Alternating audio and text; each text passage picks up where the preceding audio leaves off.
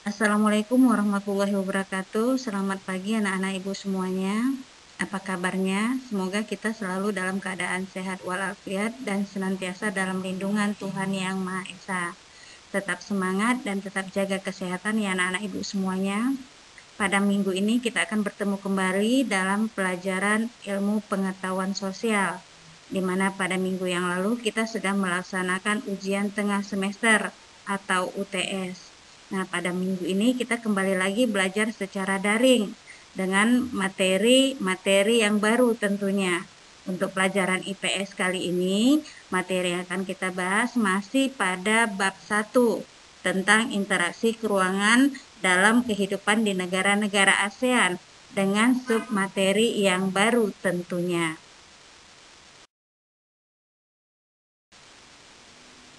Materi yang akan kita bahas pada pelajaran kali ini adalah mengenai bagaimana pengaruh perubahan dan interaksi keruangan terhadap kehidupan di negara-negara ASEAN.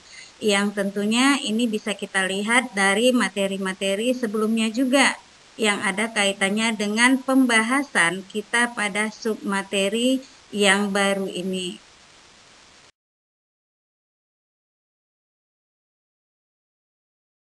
Pada pelajaran kali ini tentang pengaruh perubahan dan interaksi keruangan terhadap kehidupan di negara-negara ASEAN, ada beberapa hal yang akan kita bahas dalam materi ini, yaitu tentang yang pertama, perubahan ruang dan interaksi antar ruang akibat faktor alam.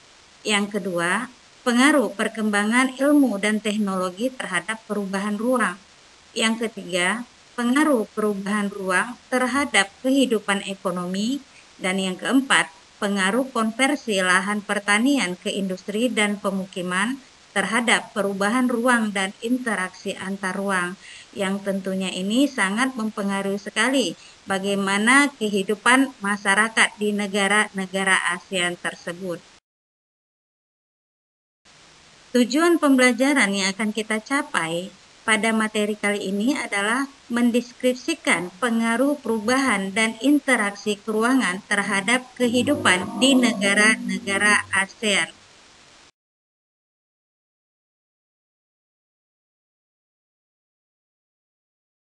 Kita lihat tentang perubahan ruang dan interaksi antar ruang akibat faktor alam. Kondisi alam dan kondisi sosial negara-negara ASEAN ini relatif homogen atau sama dan saling membutuhkan. Tentunya memudahkan interaksi antara satu negara dengan negara lainnya dalam bentuk kerjasama di berbagai bidang. Ada beberapa faktor yang menimbulkan berbagai bentuk interaksi antar negara tersebut, yaitu yang pertama faktor iklim, yang kedua faktor geologi, dan yang ketiga faktor ketersediaan sumber daya alam yang terdapat pada masing-masing negara ASEAN. Mari kita bahas yang pertama, yaitu faktor iklim. Lokasi negara-negara ASEAN berada di antara benua Asia dan benua Australia. Ini menyebabkan wilayah tersebut memiliki iklim muson yang dipengaruhi oleh tiupan angin muson yang berganti arah setiap setengah tahun sekali, dan iklim fisis yang dipengaruhi oleh keadaan fisik suatu wilayah seperti adanya perairan laut, wilayah pegunungan, dan daratan.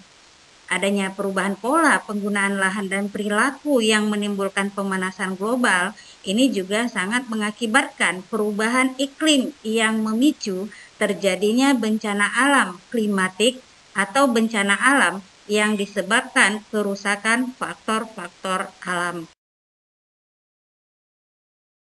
Kedua, faktor geologi.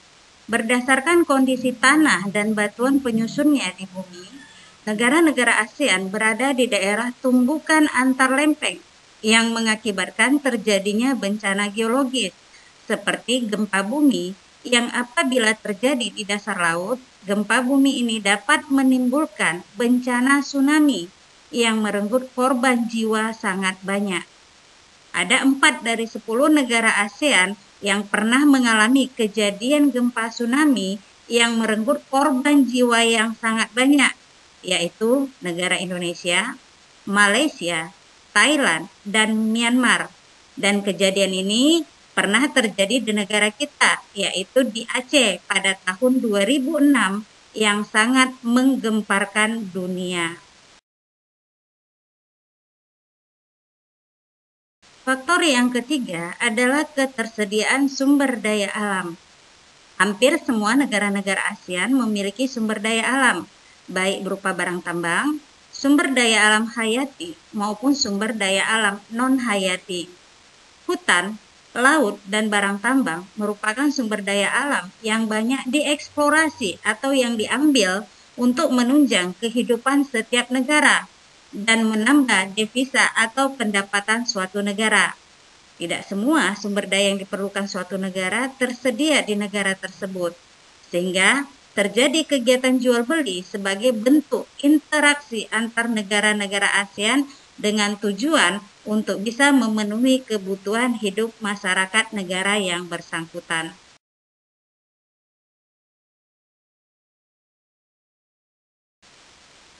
Pengaruh yang kedua adalah perkembangan ilmu dan teknologi terhadap perubahan ruang.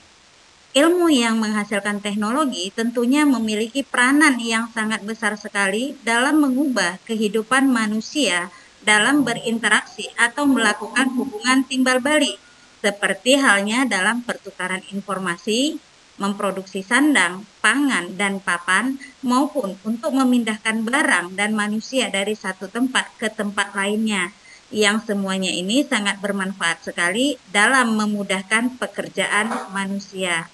Adapun jenis teknologi tersebut seperti satu, teknologi transportasi, dan kedua adalah teknologi komunikasi.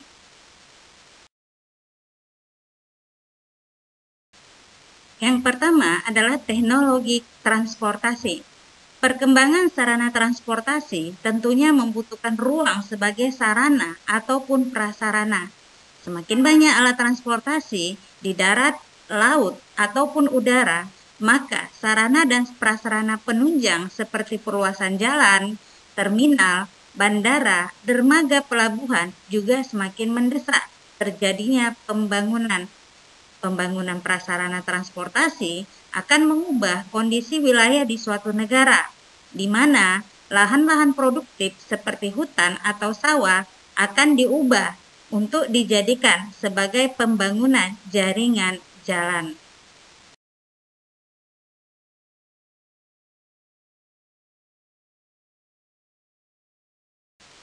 Yang kedua, teknologi komunikasi. Teknologi komunikasi memungkinkan informasi dapat menyebar luas dalam waktu yang singkat dan memberikan keuntungan karena dapat mengurangi jarak dan waktu. Walaupun di sisi lain, ini akan membawa pengaruh yang buruk yang berupa kerugian seperti mengurangi intensitas interaksi secara langsung antar masyarakat. Dampak perkembangan teknologi, transportasi, dan komunikasi ini dapat kita lihat dalam berbagai aspek kehidupan masyarakat. Yang pertama dalam bidang sosial. Apa saja itu? Kita lihat yang pertama, bertambahnya jumlah penduduk dalam waktu yang cepat. Yang kedua, maraknya perdagangan manusia. Dan yang ketiga, kerjasama luar negeri akan semakin mudah.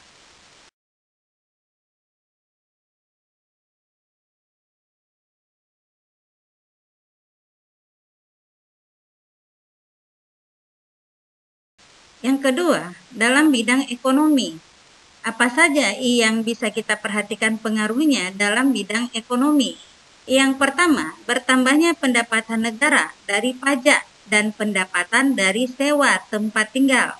Yang kedua, nilai barang lokal meningkat. Dan yang ketiga, barang-barang asing semakin mudah dijangkau. Yang ketiga pengaruhnya adalah dalam bidang budaya.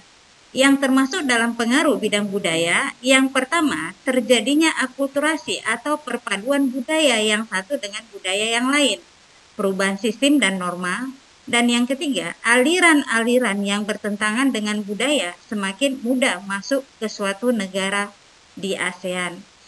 Yang keempat, ini adalah yang berkaitan dengan keamanan. Apa saja yang termasuk dalam bidang keamanan tersebut? Yang pertama, gangguan keamanan suatu negara semakin rentan atau semakin mudah terjadi. Yang kedua, narkotika dan obat terlarang semakin mendapat tempat di masing-masing negara. Dan yang ketiga, jaringan kelompok perusuh antar negara semakin mudah diorganisir.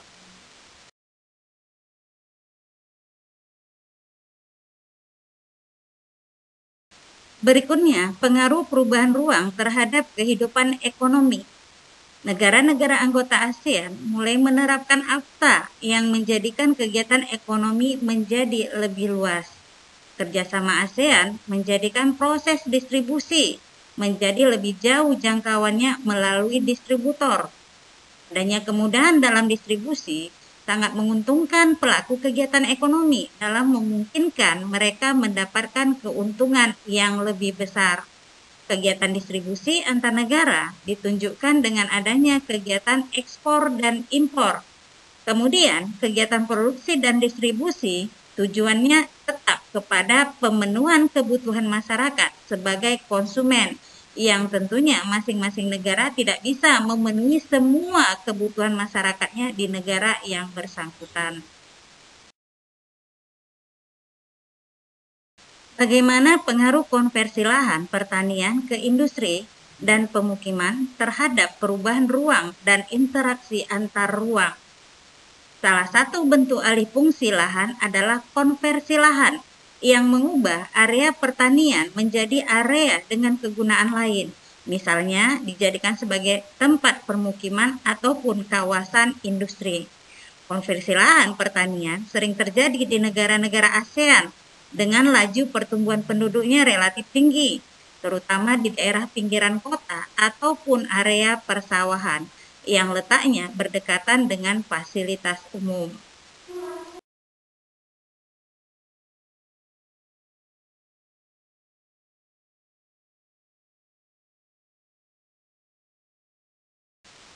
Berikutnya, pengaruh konversi lahan pertanian menjadi lahan industri.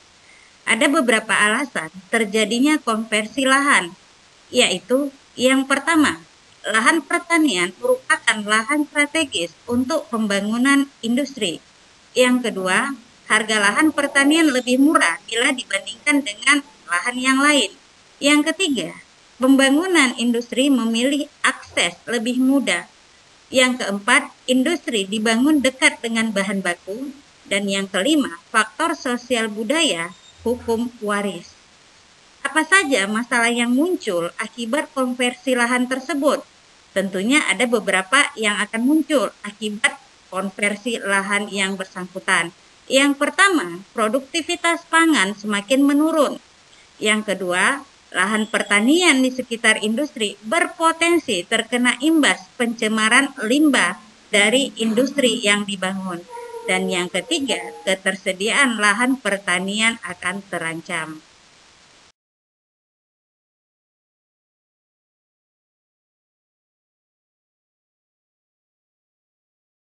Yang terakhir adalah pengaruh konversi lahan pertanian menjadi lahan permukiman. Semakin banyak jumlah manusia, tentunya area pemukiman yang dibutuhkan juga semakin luas untuk dijadikan sebagai tempat tinggal. Dan ini marak dilakukan di negara-negara ASEAN yang apabila kita lihat pertumbuhan penduduknya sangat tinggi. Dampak negatif dari konversi lahan pertanian menjadi permukiman adalah sebagai berikut. Yang pertama, produktivitas pangan semakin kecil. Kedua, petani dan buruh tani kehilangan mata pencariannya. Yang ketiga, hilangnya lahan ruang terbuka hijau atau RTH. Dan yang keempat, berkurangnya lahan resapan air. Konversi lahan tidak dapat dicegah karena kebutuhan manusia akan ruang tidak dapat dihindari. Karena mencegah konversi lahan bisa jadi menghambat pembangunan suatu negara yang bersangkutan. Demikianlah pelajaran kita pada pagi hari ini. Kalau misalnya ada yang kurang jelas dari penjelasan Ibu, kalian bisa bertanya langsung kepada Ibu melalui WA. Ibu juga akan memberikan tugas melalui WA dan Google Classroom. Semoga kalian bisa mengerjakan tugas tersebut tepat waktunya. Dan Ibu harap juga kalian mengerjakan tugas tersebut itu disesuaikan dengan petunjuk tugas, agar tugas yang kalian kerjakan bisa sesuai dengan apa yang Ibu harapkan. Demikianlah anak-anak Ibu, tetap semangat, jaga kesehatan, dan tetap berada di rumah. Dan Ibu akhiri pelajaran kita kali ini dengan Assalamualaikum warahmatullahi wabarakatuh, dan selamat pagi anak-anak Ibu semuanya. Tetap semangat.